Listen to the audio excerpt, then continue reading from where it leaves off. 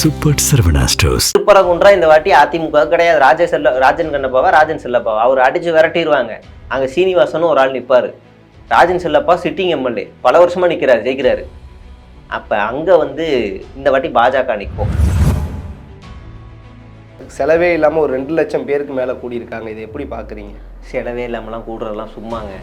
பாவங்க அந்த ஊரில் இருக்க எவனோ ஒருத்தன் மண்டையில் மிளகா அரைச்சி விட்டாங்க. விவசாயிகள் சின்னம்.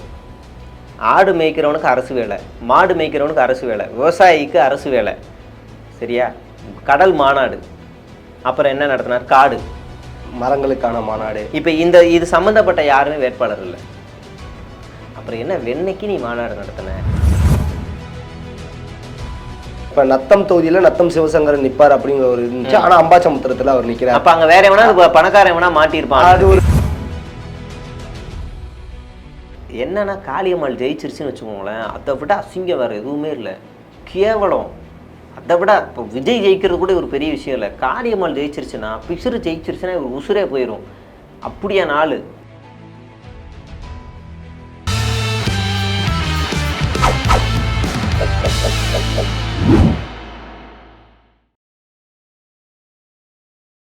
ஜெம் தொலைக்காட்சி நேயர்களுக்கு வணக்கம். இன்றைய சிறப்பு நேர்காணலில் நம்மோடு நீண்ட நாட்களுக்கு பிறகு டிஎன் ட்ரோல் மீடியாவோட ஷேக்வாரா பிரதர் இருந்துள்ளார். அவரிடம் அரசியல் சார்ந்த பல கேள்விகளை முன்வைப்போம். பிரதர் வணக்கம். வணக்கம் பிரதர். வணக்கம். ஓகே பிரதர், இப்போ கூட்டணிக்குள்ளே இப்போ ஆல்மோஸ்ட் தொகுதி பங்கீடு பேச்சுவார்த்தை நடத்திட்டு இருக்காங்க. இதை எப்படி பார்க்குறீங்க? ஃபர்ஸ்ட் இன்னும் அதிமுக சைட்லேருந்து இன்னும் தொகுதி பங்கீடை பற்றி எதுன்னு பேச ஆரம்பிக்கலை. அதிமுக பாவங்க. உண்மையிலேயே விஜய் பாவம்னா என்னடா இப்போ அதிமுக? ஆமாம், அதிமுகவும் பாவம். ஏன்னா இப்போ திமுகவுக்கு ஒரு அதிகார வலிமை இருக்குது கூட்டணியில். உங்களுக்கு நான் 5 சீட்டு தரேன், 2 சீட்டு தரேன், இந்தந்த தொகுதி நில்லுங்கன்னு ஒரு ஃப்ரெண்ட்ஷிப் அடிப்படையில் ஒரு டீலிங் நடக்கும். நீங்கள் அங்கே நில்லுங்க, இங்கே நில்லுங்க, இந்த தனி தொகுதி எடுத்துக்கோங்க அப்படின்னு அவங்க எல்லார்ட்டையுமே பேசுவாங்க. ஈவன் வேல்முருகன்லேருந்து கம்யூனிஸ்ட்லேருந்து பேசுவாங்க. அதிமுக அப்படி இல்லை. சிம்பிளாக அமித்ஷா ஏய் கேரே 30 சீட் ஓகே செல் அப்படின்னு தான் பேசுவார். திருப்பரங்குன்றா இந்த வாட்டி அதிமுக கிடையாது. ராஜன் கண்ணப்பாவா ராஜன் செல்லப்பாவா அவர் அடித்து விரட்டிடுவாங்க. அங்கே சீனிவாசனும் ஒரு ஆள் நிற்பார். ராஜன் செல்லப்பா சிட்டிங் எம்எல்ஏ பல வருஷமாக நிற்கிறாரு, ஜெயிக்கிறாரு. அப்போ அங்கே இந்த வாட்டி பாஜக நிற்கும். எப்படி கேட்கும் பாஜக? அதை சாத்திக்கிட்டு திருப்பரங்குன்றத்தை கொடு, நீ வேற எங்கேயாவது நின்றுக்க அப்படின்னு கேட்கும். இதற்கு எடப்பாடி பழனிசாமியார் அவர்கள் ஒரு விஷயம் சொல்றாரு. உதயநிதி அவர்கள் பாஜகவுக்கு எடப்பாடி பழனிசாமி முரட்டு அடிமை அப்படின்னு சொன்னதுக்கு அவர் ஒரு விமர்சனத்தை முன் வைக்கிறாரு. நான் முரட்டு அடிமையாவ இருக்கேன், என்னைய முரட்டு அடிமைனா உங்க தாத்தாவை என்ன சொல்லுவீங்க, உங்க தாத்தாவுக்கு என்ன பட்டம் கொடுப்பீங்க அப்படின்னு. அவர் யாருக்கு அடிமையா இருந்தாரு? பாஜக கூட கூட்டணி வச்சதுக்கு அப்படி கேட்கிறாரு. அதான் நான் சொன்னல, அரசியல் சூழல்ன்றது ஒரு காலத்திற்கு ஏற்ப ஒரு விஷயம். நீங்க கூட்டணியெல்லாம் கொண்டு வந்துகிட்டு இருந்தீங்க அப்படின்னா அது எப்படி சொல்றது, ஒரு காலகட்டத்துக்கு அப்ப காங்கிரஸோட ஒரு முரண்பாடு, திமுகவுக்கு இருந்த முரண்பாடு, மத்தியில நமக்கு ஒரு ஆதரவு தேவை இருக்கு. அப்ப அந்த நேரத்துல அவங்க வச்ச கூட்டணி. அதுக்கப்புறமா அவங்க அதுல இருந்து வைக்கல, ஐடியாலஜிக்கலா அவங்க வெளியில வராங்க. நீங்க காங்கிரஸ் கூட பல வருஷம் கூட்டணியில இருந்து, காங்கிரஸ் மத்தியில ஆட்சியில இருந்து இங்க திமுக இங்க ஆட்சியில இருந்துச்சு. அப்ப என்ன இவ்வளோ அடிமைத்தனமான இருந்துச்சா? அப்பயும் ஆராசா மீது ஊழல் வழக்குகள் வந்துச்சு. யார் போட்டது? இதே. ஆமா, 2 பேரும் சேர்த்து போட்டாங்க. இல்ல எதிர்கொள்றாங்கல்ல. இந்த பாஜக ஆட்சியிலையும் ரைடு வருதுல்ல. நம்ம என்ன கேட்கிறோம், இந்த 5 வருஷமா அதிமுகவோட ஊழல் ஃபைல் எதுவுமே தட்டி தூக்கலையே. இந்த 5 வருஷமா எந்த சிபிஐயும் எந்த யாருமே இடியோ அதிமுக வீட்டு பக்கம் போகவே இல்லையே, பெரிய ஆளுங்க பக்கம் போகவே இல்லையே. எல்லாமே தூங்குது அந்த ஃபைல் எல்லாம். இல்ல பாஜகவில் யார் வீட்டு பக்கம் போகவே இல்லையே. இல்ல இந்தியா முழுவதுமே சிபிஐ இடியும் பாஜக அமைச்சர்கள் வீட்டுக்குள்ள போகவே மாட்டேங்குதே. அவ்வளவு தூய்மையானவர்களா, அவ்வளவு ஊழல்வாதிகள் இல்லாதவர்களா இருக்காங்களா? ஒரு நீதிபதி வீடு எரியுது, உள்ள போய் தீ அணைக்கிறாங்க, பார்த்தா கட்டுக்கட்டா பணம் வருது. இப்போ வரைக்கும் அவர் மேல இடி ரைடு எதுவுமே இல்லை. ஆனா இங்க ஒரு ஸ்கிரீன்ஷாட், ஒரு சாதாரண ஒரு வாட்ஸ்அப் ஸ்கிரீன்ஷாட்டை அடிப்படையா மையமா வச்சு KN நேரு வீட்டுல அவர் மீது வழக்கு பதிவு செய்யப்படுறாங்க. நீங்க இந்த பதிவு பண்ணுங்க. ஒரு வாட்ஸ்அப் ஸ்கிரீன்ஷாட்டுக்கு கொடுக்குற முக்கியத்துவம் ரைட்டு. ஆனா அங்க ஒரு நீதிபதி வீட்டுல கட்டுக்கட்டா பணம் இருக்கே, அதை யார் எடுப்பா? அப்ப அதுக்கும் போகணும்ல. அப்ப இது ஒருதலை பட்சமா இருக்குங்கிறது நமக்கு தெரியுது இல்ல. அப்ப இங்க நீங்க என்ன சொல்றது, இது ஒருதலை பட்சமா தான் இருக்கும். நீங்க சீட் ஷேரிங்ல இவர் சொல்றதெல்லாம் அடிமைத்தனமா மாறிட்டாரு. நீங்க பாருங்க, போன வாட்டி நின்ன சீட்டை விட இந்த வாட்டி பாஜக அதிமுகவோட கூடுதலா சீட்டு வாங்கும். அப்போ வேணா நீங்க சொல்லுங்க, இவர் முன்னாடியே கணிச்சிட்டீங்க அப்படின்னு நீங்க வேணா சொல்லுங்க. கூடுதலா வாங்கும். 2வது திருப்பரங்குன்றத்தை நிப்பாட்டுவாங்க. அவங்கள பொறுத்த வரைக்கும் தமிழ்நாட்டுல இந்த வாட்டி 4 சீட்டு எல்லாம் தேவையில்லை, திருப்பரங்குன்றத்துல மட்டும் ஜெயிச்சா போதும். ஏன்னா இந்து விரோதி மக்கள் பாருங்க இந்துக்களுக்கு ஆதரவு தெரியுறாங்க அப்படின்னு கத்துறதுக்காக அவனுங்க ரெடியா இருக்கானுங்க. அதுக்காக திருப்பரங்குன்றத்தை குறி வைக்கிறானுங்க. அதனால அவனுங்க வந்து அங்க பிளான் பண்றாங்க. சிட்டிங் அமைச்சர் முன்னாள் அமைச்சர்களுடைய தொகுதியை கூட பாஜக கேட்கும். திமுக கூட்டணியில அப்படி யாராவது கேட்க முடியுமா, கொடுப்பாங்களா? அதை நம்ம ரெண்டுத்தையும் வெரிஃபை பண்ணி பாருங்க. Okay brother. இப்போ வந்து தேமுதிக வந்து ராஜ்யசபா சீட்டுக்காக தான் திமுக கூட்டணியில் இணைஞ்சாங்க அப்படிங்கிற ஒரு விஷயத்தையும் இருக்கும். கன்ஃபார்ம் ஆகுமா ராஜ்யசபா சீட்டு? ஆகும். அது அவங்க கட்சி பிரச்சனை ஆகும். அவங்க கமல்ஹாசன் கூட அப்படிதான் டீலிங் போட்டதா பேசினாங்க. சொன்ன வாக்குறுதியிலேருந்து கமல்ஹாசனுக்கு ஒரு சீட்டை திமுக கொடுத்துட்டாங்க. அப்படிதான் பேசினாங்க. கூட்டணி உடன்பாடுகள்ல அதுதான் முடிவு. கமல்ஹாசன் சாருக்கு ஒரு எம்பி சீட்டு கொடுக்குறாங்க. உடன்பாடுல அவங்க சொன்ன வாக்குறுதியை காப்பாத்திட்டாங்க. தேமுதிக எடப்பாடி பழனிசாமியை நம்பிதான் 2021 நின்னாங்க. இப்ப மறுபடியும் இவங்க இதுல உடன்பட்டு இருக்காங்க. இங்க தருவாங்கன்னா இங்க ஒரு நம்பிக்கை இருக்கு. இவங்க ஏற்கனவே கமல்ஹாசன் கொடுத்துருக்காங்க, அப்ப நமக்கும் கொடுப்பாங்கன்ற ஒரு நம்பிக்கை அடிப்படையில வந்திருக்காங்க. Okay brother. இப்போ சமீப காலத்தில் வந்து நாம் தமிழருடைய அந்த மாநாடு நடந்துச்சு. 234 வேட்பாளர்கள் ஒரே மேடையில் வந்து அறிவித்தார். குறிப்பாக வந்து 117 ஆண்கள் 117 பெண்கள் அப்படின்னு சம ரீதியாக வந்து கொடுத்துருக்காரு. இந்த மாநாட்டுக்கு வந்து செலவே இல்லாமல் ஒரு 2 லட்சம் பேருக்கு மேலே கூடியிருக்காங்க. இதை எப்படி பார்க்குறீங்க? செலவே இல்லாமலாம் கூடுறதெல்லாம் சும்மாங்க. பாவங்க அந்த ஊரில் இருக்க எவனோ ஒருத்தன் மண்டையில் மிளகா அரைச்சி விட்டாங்க. அவரை நம்பிலாம் நீங்கள் பேசாதீங்க. அதில் ஒரு இதில் வந்து ஒருத்தர் நல்லா கட்டாக பணம் எடுத்து சீமான் அண்ணனுக்காக அப்படியே அண்ணன் பார்த்து ஓஹோ அப்படின்னாரு. பார்த்தா ஒத்தையாக கொடுத்தாரு. என்னடா கத்தையாக கொடுக்கும் பார்த்தா ஒத்தையை நிதி கொடுத்தாரு. அண்ணன் வரி ஆயிட்டாரு. இங்கே பாடுறா மாநாடு நடக்குது. திருச்சியில் நடந்துச்சா? மாநாடு நடக்குது. ஒத்தையாலாம் இப்படி வந்தீங்கன்னா எட்டி மிதிச்சிருவேன், வீட்டில் இருக்க எல்லாரையும் கூட்டுவான்னு மிரட்டி தான் ஆளே சேர்த்தாங்க. அப்படிதான் அந்த கூட்டம் நடந்துச்சு. ரொம்ப சிம்பிளாக சொல்கிறேன், கூட்டத்துக்குள்ளே வந்துடுவோம். விவசாயிகள் சின்னம். ஆடு மேய்க்கிறவனுக்கு அரசு வேலை, மாடு மேய்க்கிறவனுக்கு அரசு வேலை, விவசாயிக்கு அரசு வேலை. சரியா? கடல் மாநாடு. அப்புறம் என்ன நடத்தினார்? காடு மரங்களுக்கான மாநாடு. இப்போ இது சம்மந்தப்பட்ட யாருமே வேட்பாளர் இல்லை. அப்புறம் என்ன வெண்ணைக்கு நீ மாநாடு நடத்தின? ஒரு விவசாயி கூட அந்த வேட்பாளர் பட்டியலில் கிடையாது. அப்புறம் எதுக்கு மாநாடு? ஆடு மேய்க்கிறவனுக்கு யாருமே அங்கே வேட்பாளரே கிடையாது. ஆடு மேய்க்கிற மாடு மேய்க்கிற எவனுக்கும் அங்கே வேட்பாளர் கிடையாது. ஏன் இல்லை? ஏன்னா அவங்ககிட்ட காசு இல்லை. காசு இருக்கவனை தான் அண்ணன் நிப்பாட்டுவார். அந்த பட்டியலில் 50 பொறியாளர்னா சொல்லவே வேணாம். 50 பொறியாளர்னா கவர்மெண்ட் காலேஜ் படித்தாங்களா? ப்ரைவேட் காலேஜ் நல்லா படித்து வெல் செட்டில்டு. 50 பேர் முகாம் போட்டு மொட்டை அடித்து அவங்க நிப்பாட்டார். அடுத்ததாக 28 ஆசிரியர்களும் ப்ரைவேட், நல்லா சும்மா சொல்லக்கூடாது. அடுத்ததாக 100 மாஸ்டர் டிகிரி. அடுத்ததாக 27 வழக்கறிஞர், 28 மருத்துவர், ஒரு நடிகர். நீங்கள் சொன்னீங்கல்ல 117 இளம் வேட்பாளர்கள், பாதி பேர் கழட்டு பையன். அண்ணன் ஏஜ் ஆல்மோஸ்ட் தாத்தா ஏஜ், அண்ணனுக்கு 60 வயசு. அண்ணன் ஏஜில் பாதி பேர் நடந்து வந்தாங்க. இதுதான் மாநாடு. இப்படி தான் நடந்திருக்கு. அந்த வேட்பாளரில் பாதி பேருக்கு தெரியாது. இதில் இன்னொன்று சொல்கிறேன், எந்த லூசு பயிலுமே தேர்தலில் வேட்பாளர் ஒரு தொகுதியில் நிப்பாட்டி இன்னொன்று மாற்ற மாட்டான். அண்ணன் மாற்றுவார். சீதாலட்சுமின்னு ஒரு பொண்ணு ஈரோடு இடைத்தேர்தலில் ஜஸ்ட் மிஸ்ஸில் வந்துச்சு. டெபாசிட் காலி ஆயிருமோன்னு கடைசி நேரத்தில் எப்படி போச்சு இல்லைங்களா? அந்த பொண்ணை இப்போ மறுபடியும் வேற ஒரு தொகுதிக்கு நிப்பாட்டுறாரு.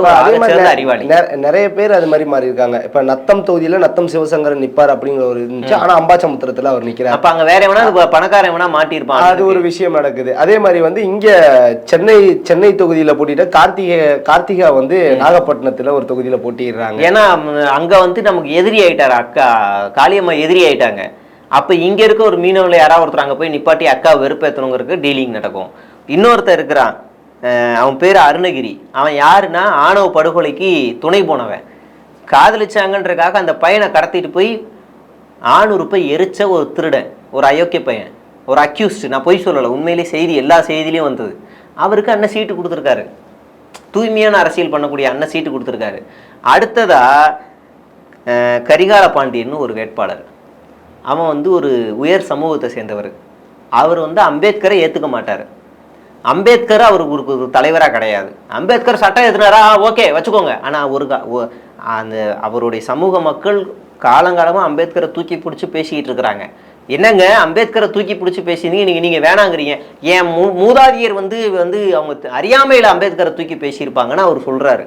ஆனால் அவர் போட்டியிடுற தொகுதி என்ன தெரியுமா? தனித்தொகுதி. அம்பேத்கர் கஷ்டப்பட்டு போராடி தனித்தொகுதியை வாங்கி கொடுத்தா இந்த டுபாகூர் வந்து இப்போ நீ வேற எங்கேயா போட்டியிட வேண்டியதானே?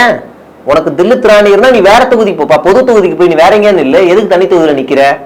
அப்போ எவ்வளோ திருட்டுத்தனம் பண்ணுறாங்கன்னு பாருங்க. இது எல்லாமே இங்கே நடக்கும். இப்போ அதே மாதிரி வந்து பார்த்தீங்கன்னா இந்த நாகப்பட்டினம், வேதாரண்யம் இங்கே நம்ம மக்கள் அந்த சமூக வலைதளங்கள்லையோ தொலைக்காட்சி வாயிலையோ பார்த்தா இந்த நட்சத்திர பேச்சாளர்களா நாம் தமிழர் கட்சியில் இருந்தாங்க இல்லையா, அவங்க எல்லாரையும் குறிப்பா அந்த நாகப்பட்டினத்தை சுத்தி உள்ள தொகுதிகளில் போட்டியிட வச்சதுக்கு காரணம் என்ன இருக்கும்னு நினைக்கிறீங்க? மீனவர்கள் ஓட்டு அங்க, குறிப்பா இடும்பாவனம் கார்த்திக்கும் வந்து வேதாரண்யம் தொகுதியில தான் போட்டியிடுறாரு. மீனவர்கள் ஓட்டு குறிப்பா தாழ்த்தப்பட்ட சமூக ஓட்டு அவனுக்கு வராது. மீனவர்கள் ஓட்டு கிறிஸ்தவர்கள் ஓட்டை தூக்கணும் அப்படிங்கிறது தான் அவங்களோட எய்மு. அதில் உயர் சாதியிலேயே மீனவர்கள் வர்றாங்க அந்த சைடு பெல்ட்லலாம், அவங்களுடைய ஓட்டெல்லாம் தூக்கணும் அப்படிங்கிறதான் அவங்களுடைய எய்மு. அதை பிடிக்கணும். அதனால தான் சமீப காலமாக நீங்கள் கிறிஸ்தவர்கள் மாநாட்டிலலாம் போய் உக்காந்து நான் உங்களுக்கு எதிரி இல்லை, நான் உங்கள் நன்மை, நான் எதிரி இல்லை அப்படின்னு கத்துனதெல்லாம் இந்த வேஷத்துக்கு தான். நான் அன்னைக்கு நான் வந்து இது சாத்தானின் பிள்ளைகள்னு நான் ஏசுன்னு சொன்னதெல்லாம் மன்னிச்சிருங்க. கிறிஸ்தவர்களும் இஸ்லாமியர்களும் தாய் மதத்துக்கு திரும்புங்கன்னு சொன்னதெல்லாம் சும்மா அப்படின்னு நான் ஒரு நல்லவன் வேஷம் போடுறதுக்காக பல கிறிஸ்துவ கூட்டத்தில் போய் உட்கார்ந்தார்ல, அது எல்லாமே இதுக்காக தான். ஏன்னா காளியம்மாள் அக்கால் வந்து நாம் தமிழர் கட்சியில் இருக்க வரைக்கும் நாகப்பட்டினம் தொகுதி வந்து இவங்கள தான் நிற்பாங்க அப்படின்னு நம்ம எழுதி வச்சுக்கலாம். அந்த மாதிரி வச்சுருக்காங்க. இப்போ தொடர்ச்சியா நட்சத்திர பேச்சாளர்கள் எல்லாருமே அந்த தொகுதிக்கான காரணம் என்னன்னா, காளியம்மாள் ஜெயிச்சிருச்சுன்னு வச்சுக்கோங்களேன், அதை விட அசிங்கம் வேறு எதுவுமே இல்லை, கேவலம். அதை விட இப்போ விஜய் ஜெயிக்கிறது கூட ஒரு பெரிய விஷயம் இல்லை. காளியம்மாள் ஜெயிச்சிருச்சுன்னா, பிசுறு ஜெயிச்சிருச்சுன்னா இவர் உசுரே போயிடும். அப்படியான ஆள்.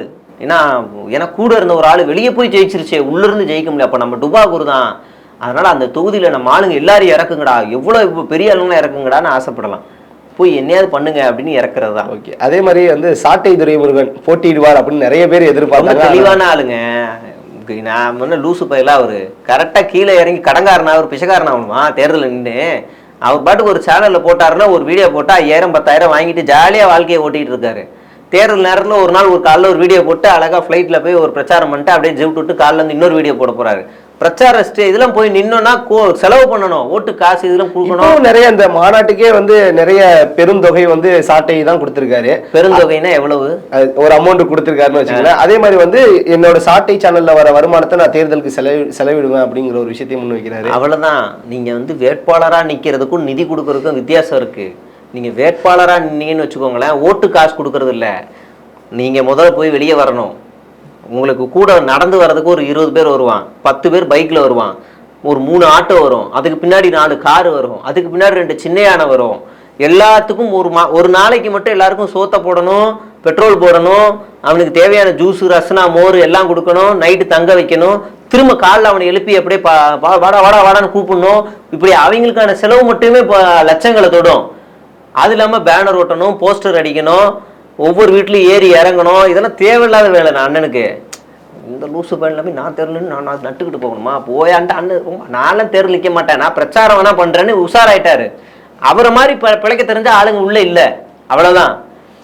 Okay brother. அதே மாதிரி இன்னைக்கு வேலூரில் தாவேகாவுடைய நிர்வாகிகள் கூட்டம் நடக்குது. இதை பற்றி என்ன நினைக்கிறீங்க?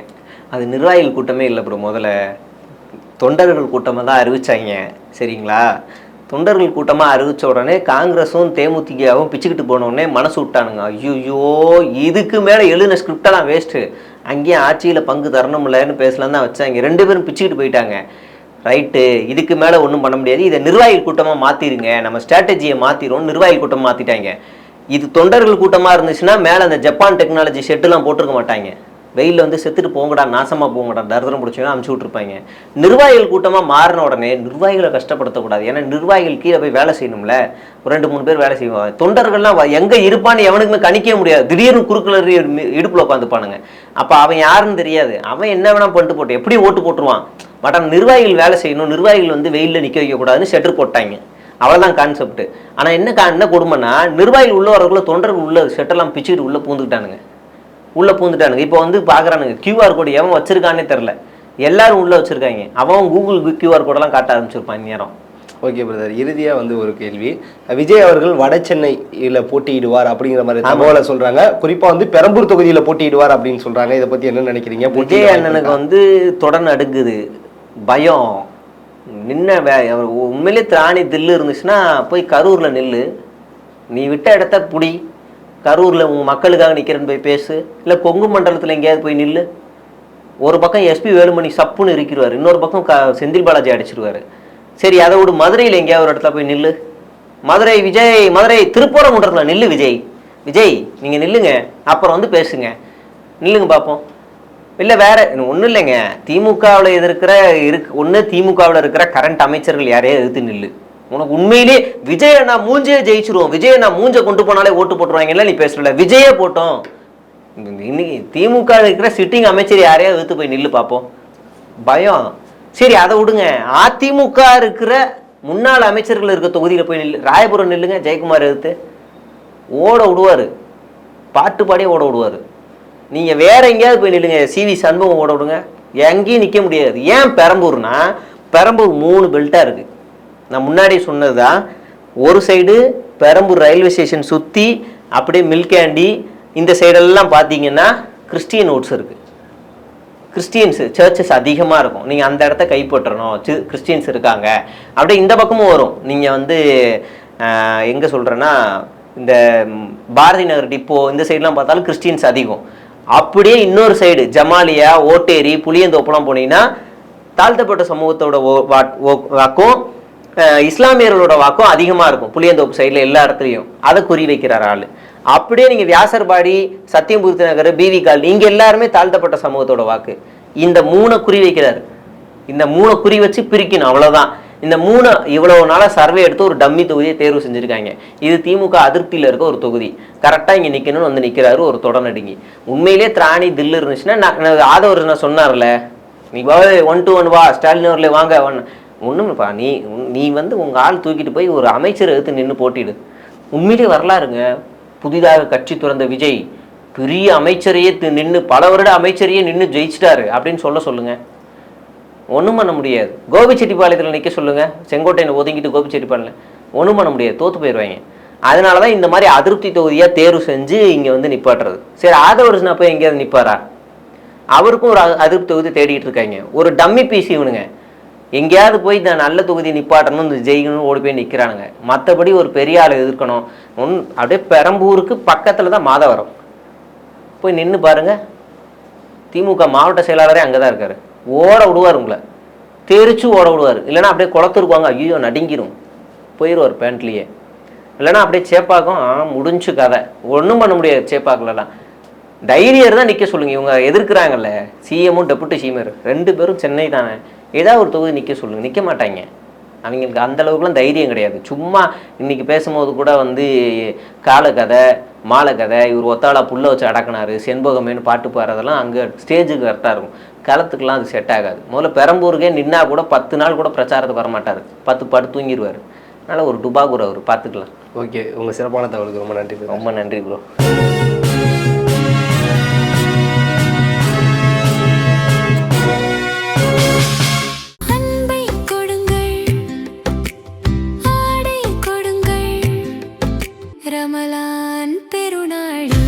Super Sarvana Stores.